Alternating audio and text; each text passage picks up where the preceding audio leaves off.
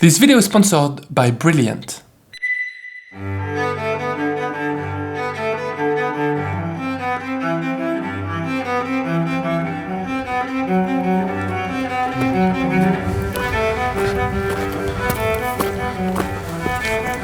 It's pretty steep.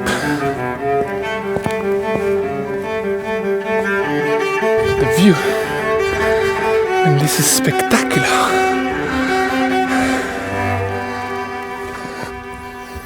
Hey guys, salut! So right now I'm on a hike. I'm in the south of Italy. I'm just above Naples, really. And I'm here for a good reason. Last time I had pizza in the region. The pizza chef, Franco Pepe, basically told me about a very specific variety of tomato that grows only on the slope of this volcano, Mount Vesuvio. Piennolo del Vesuvio. Piennolo del Vesuvio. They are like the OG tomato in the region, so probably one of the very best tomatoes in the world. I gotta try this. There is a very popular tomato farm a little further up, so that's where I'm going, okay? There's a tomato farm, it has my name on it.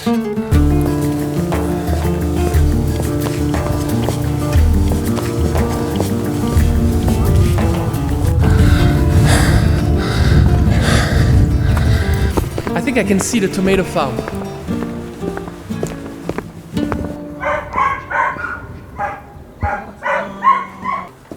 Scusa.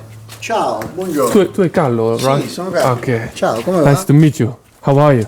Bene, bene. Carlo Cozzolino, along with his brother Lorenzo, owns and runs Masseria Del Sbirro, a tomato farm nested on the slope of Mount Vesuvio within a national park.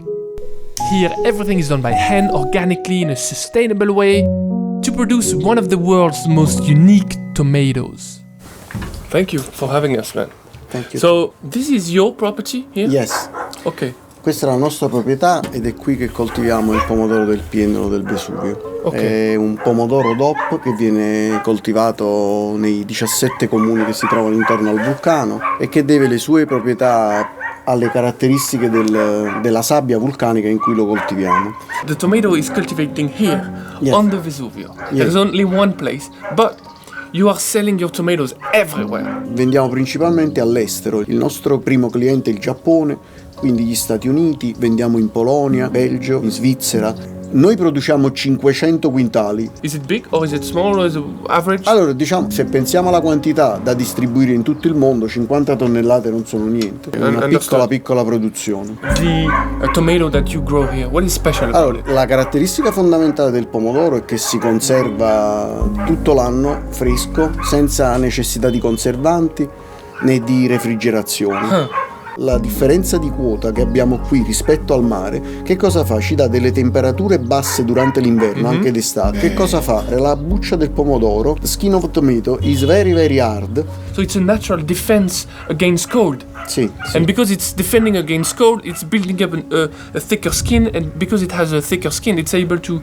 resist for longer. Sì. C'è questo gene particolare nel pomodoro del Piennolo che rallenta il marciume delle Okay, rallenta. It is slowing down the rotting of the tomato. Esattamente. Wow. How long can you keep a tomato for? Abbiamo tenuto alcuni anni fino a maggio-giugno del prossimo anno. Maggio-giugno della prossima anno? Sì, How is i it pomodori possible? si And it's still good. It's still Sì. Allora, il sapore cambia chiaramente perché maturano i semi all'interno. In September it must be very fresh, very juicy, Yes. and very sweet. And then it gets complex maybe. Sì. And you don't put them in no fridge. You No, use i nothing. pomodori noi li conserviamo stay là there and there. e in quella stanza e si conservano. Can you show me around? Certo. Vieni. So Carlo is going to show me the tomatoes, but first I just wanted to show you something. I know that with the sun and the nice weather, I'm giving you summer vibes, but trust me, we are completely off season. This is what's left of all the tomato plants, and this is what the field would have looked like during growing season. These tomatoes can be enjoyed all year round, and they can bring a little sunshine in the midst of winter. How cool can that be? Okay, let's go and see where the tomatoes are stored. Right, so I'd like to thank today's sponsor, Brilliant. Brilliant is a fun and interactive way to learn real problem solving. It replaces lecture videos with hands-on interactive problem solving. For me, the best way to learn anything is by doing it yourself. They have lots of great courses for all ability and knowledge levels. You can get to master all sorts of technical subjects with topics ranging from applied probabilities, classical mechanics to computer science. I'm following a few courses. So I've got electricity and magnetism, because at the moment I'm working on a few projects next door and I want to get my mind straight. Then there's an amazing one called Physics of the Everyday. Lesson number 1. How does a refrigerator work? It removes heat from the compartment and pumps it on the outside. Yes. There's another one about classical mechanics, and the last course I'm following is Introduction to Neural Network. That's a good way to start. Join the millions of people already learning on Brilliant. Head to brilliant.org/FrenchGuy to get started for free with Brilliant's interactive lesson. The first 200 viewers will also get 20% off an annual membership. Nice. Thank you Brilliant for sponsoring this video. Wow, so these are Piennolo del Vesuvio. Sì. Oh, wow! Non ci avevo mai pensato. This is like heaven. Do you think I can taste one of these? Certo, guarda, assaggia, come no? Prendi. How beautiful is that? It looks a bit like a nipple, no? Oh, un po', no? Okay. Oh, wow! Wow! Pieno di sugo. Non si crede che abbia 3 mesi questo pomodoro. Okay, so the skin is pretty firm, but inside it's like an ocean of juices. So that's why you said put it in one go. Because if you just bite into it, I'm guessing I'm gonna be covered in tomato juice. Very intense in terms of flavor. It's not so acidic. It's a good balance between acidic and dolce. E poi prendiamo le cassette e cominciamo a mettere il pomodoro sullo spago. Lo intrecciamo così. È il modo per conservarlo meglio perché l'aria passa intorno. Can I have another one? Prego. Sorry, I'm gonna take another one.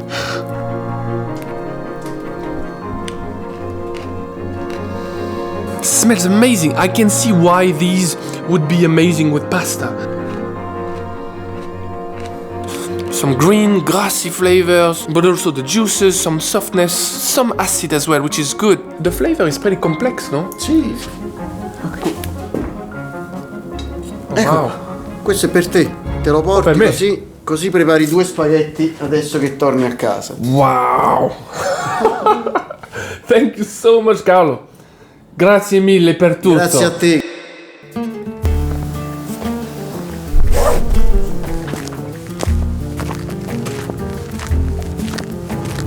Of course, cooking them at home would be a dream, but let's be honest, I got no chance whatsoever to bring them back intact. So, Carlo suggested a little restaurant up the road for me to bring these tomatoes and have them cook a dish with this bunch. Now, I must say I'm a little dubious about bringing my own ingredient to a restaurant, but I guess on this one I'm just gonna have to trust life.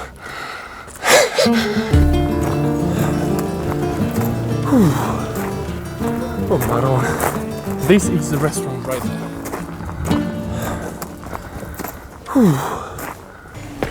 Hello. Ciao! How are you? How are you? Come vai? Vado bene. Possibile de cucina questo tomatoes? Man. I just went to this place to get these tomatoes to come to this restaurant afterwards. I know this Carlo. Carlo. I know Carlo as well. Do you think we can sit somewhere? Yeah. You want the chef to cook in this? Yes. Yes, don't worry, 200. 200, okay. 1 second.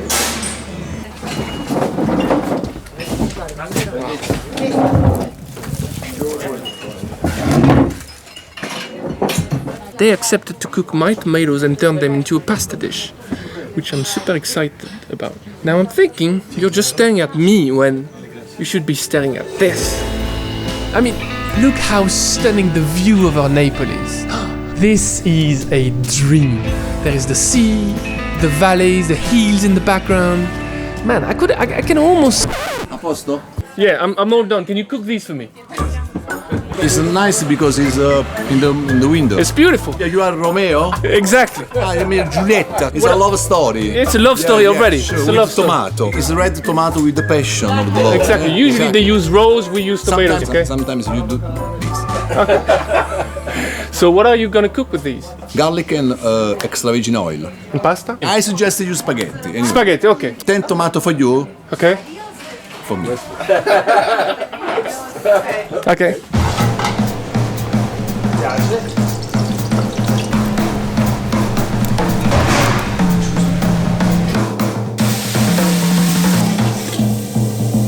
You gotta love Italian peoples, right? I just come to a restaurant I never went to. I bring in my own ingredients. I've never ever met the chef before. Can you cook them for me? Certo. Certo. Just excited for it.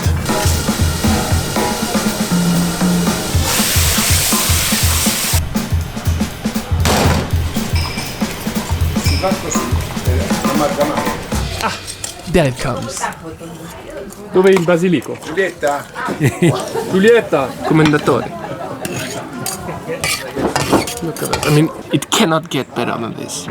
I don't know where to start. I'm just gonna go in. It's time to see what these tomatoes have to say when they're cooked.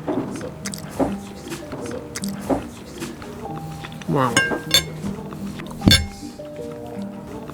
They're absolutely stunning. Stellar. Cooking them, even so briefly in the pan, have tamed their flavor a bit, make them a little more mellow. I like it because more than just sweetening the whole thing, it just takes out some of the sharpness. There is plenty freshness in that dish.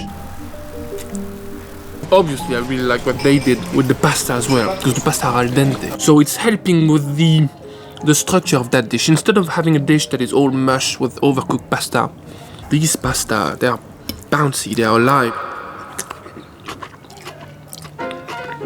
Wow. So this dish is all about the connection to the land first. I'm eating these tomatoes on Mount Vesuvio, and they have been grown right here. The man who grew them is also familiar with the restaurant owner, so they know each other. He regularly uses these tomatoes in this restaurant. I think they're closing down the restaurant, so I'm trying to be as quick as possible. Franco was basically so vocal about these tomatoes. Piennolo del Vesuvio. When I learned that these tomatoes can basically defy time, maggio giugno della prossima anno. Sì. Yes, I was stunned, but now that I have tasted how good they are in a dish, I'm like blown away. I love a story that goes from the farm all the way to the table. I'm getting historical vibes, cultural vibes, social vibes. I'm getting human vibes. And I think if you ever have the opportunity to find a place where they grow something local and find a restaurant or just even cook it yourself, you should definitely go for it. That being said, I'm gonna enjoy that dish and we're gonna catch in the next one, okay? So bye-bye, salut.